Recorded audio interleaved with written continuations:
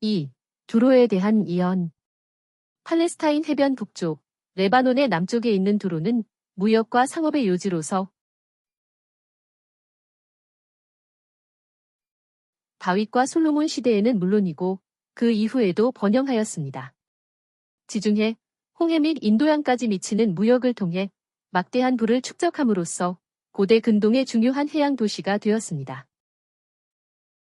포로로 잡혀온 지 11년 어느 달 초하루에 하나님의 말씀이 내게 임하셨습니다. 인자야, 두로가 예루살렘에 대해 아하, 잘됐다. 예루살렘이 부서져 내게로 넘어왔다. 예루살렘이 황폐하게 되었으니 내가 번영할 것이다. 라고 말하였다. 그러므로 두로야? 왕들의 왕인 바벨론 왕 느부갓네살이 북방에서 큰 군대를 거느리고 두로를 치러 오도록 하겠다. 그들이 내 재물을 약탈하고 물품을 빼앗으며 내 성벽을 허물고 내 소중한 집들을 무너뜨리며 내 석재와 제목과 흙을 물 가운데로 던져 버릴 것이다. 너 인자야. 너는 두로에 대해 예가를 불러라. 두로야. 내가 스스로 나는 완벽하게 아름답다 라고 말한다. 내 영토가 바다의 중심에 있으며 너를 세운 건축자들이 내 아름다움을 완벽하게 하였다. 다시스의 배들이 내 교역 물건들을 싣고 항해하였으며 너는 물품들을 가득히 싣고 바다 가운데로 나갔다. 내 사공들이 너를 깊은 바다로 인도하였으나 동풍이 너를 바다 가운데서 파선시킬 것이다.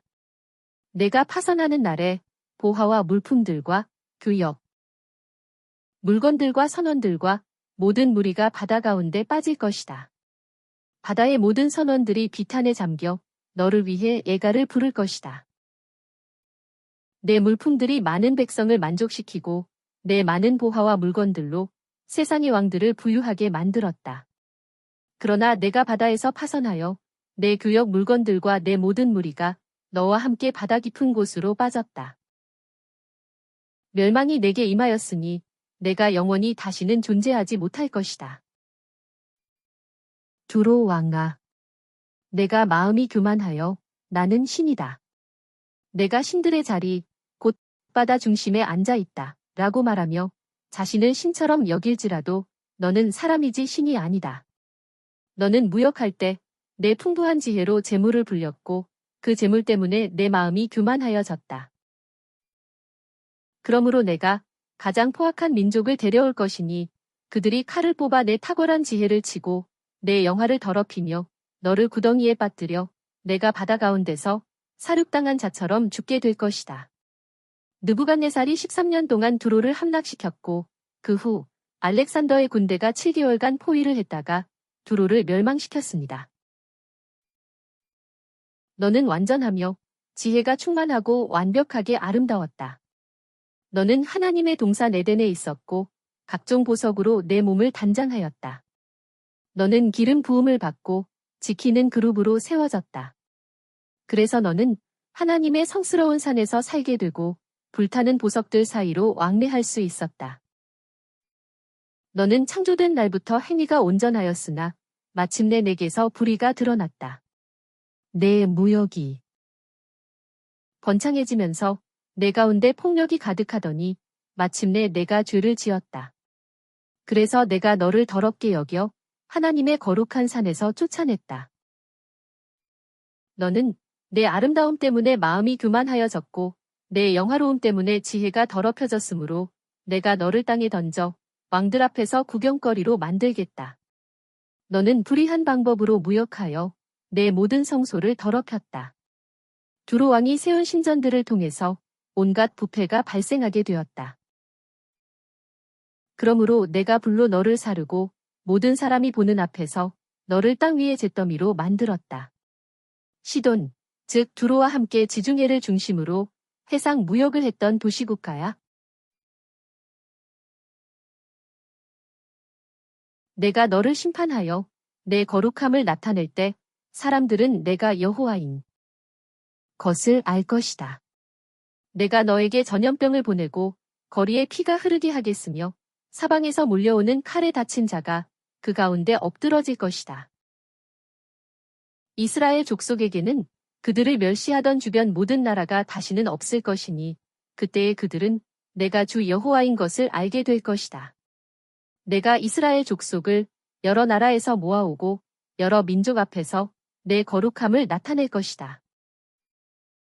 그러면 그들은 내가 내 종 야곱에게 준 땅에서 편안하게 살며 집을 짓고 포도원을 만들 것이다.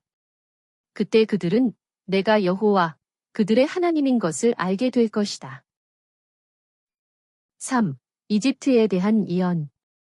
포로로 잡혀온 지 10년 10월 12일에 하나님의 말씀이 내게 임하셨습니다. 이집트 왕 바로야, 내가 너를 치겠다. 내가 말하기를 나의 강은 내 것이니 내가 나를 위해 만들었다 라고 한다마는 내가 내 아가미를 갈고리로 꿰고 강의 고기를 내 비늘에 달라붙게 하여 모든 고기와 함께 너를 끌어내서 땅의 짐승과 공중의 새에게 먹이로 줄 것이다. 그러면 이집트의 모든 사람이 내가 여호와인 것을 알게 될 것이다. 이는 내가 이스라엘 족속에게 갈대 지팡이가 되었기 때문이다. 내가 이집트 땅을 완전한 폐허와 황무지로 만들겠다. 그리하여 그들은 거기서 미약한 왕국이 되어 다시는 나라들 위에 자신을 높이지 못할 것이다. 그러면 이집트가 다시는 이스라엘 족속이 의지할 대상이 되지 못할 것이니 이스라엘 족속은 이집트의 도움을 받으려 한 것이 얼마나 잘못된 것이었는가를 기억하면서 내가 주 여호와인 것을 알게 될 것이다. 내가 바벨론 왕 느부갓네살의 손으로 이집트의 무리를 끊어 버리겠다.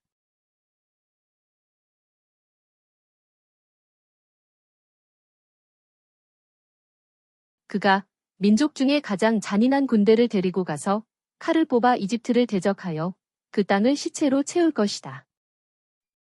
포로로 잡혀온 지 11년 1월 7일에 하나님의 말씀이 내게 임하셨습니다.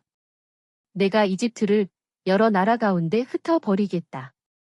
내가 바벨론 왕의 손에 내 칼을 쥐어주고 그가 그 칼로 이집트 땅을 칠 때에 그들은 내가 여호와인 것을 알게 될 것이다.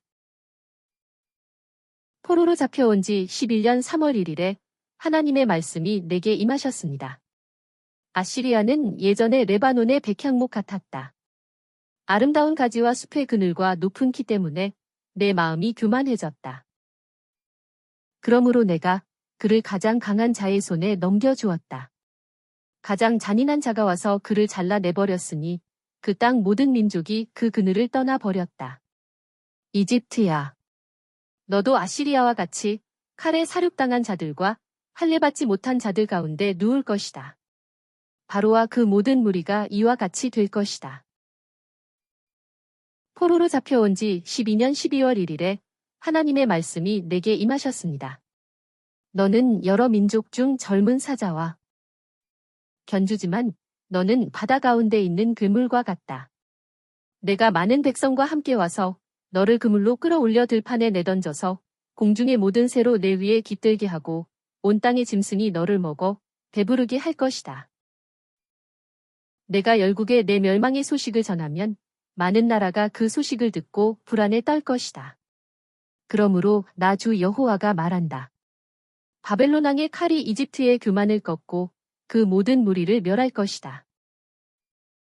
포로로 잡혀온 지 12년 12월 15일에 하나님의 말씀이 내게 임하셨습니다.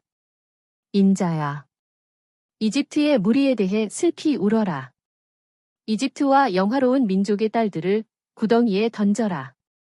내가 누구보다 더 아름답다는 거냐? 너는 아래로 내려가서 할례받지 못한 자들과 함께 누워라. 그곳에는 아시리아, 엘람, 메색, 두발, 에돔, 시돈이 묻혀 있다. 그들은 본래 용감하여 남들을 두렵게 하였으나 이제는 할례받지 못하고 칼에 살육당한 자들과 함께 누우며 치욕을 당하고 있다. 내가 이집트를 사용하여 온 세상을 두려움에 빠뜨리게 하였으나 이제는 바로와 그의 모든 무리가 할례받지 못한 자들 가운데 곧 칼에 살육당한 자들과 함께 눕게 될 것이다. 여기까지가 20번 에스겔의 열방에 대한 심판 예언입니다.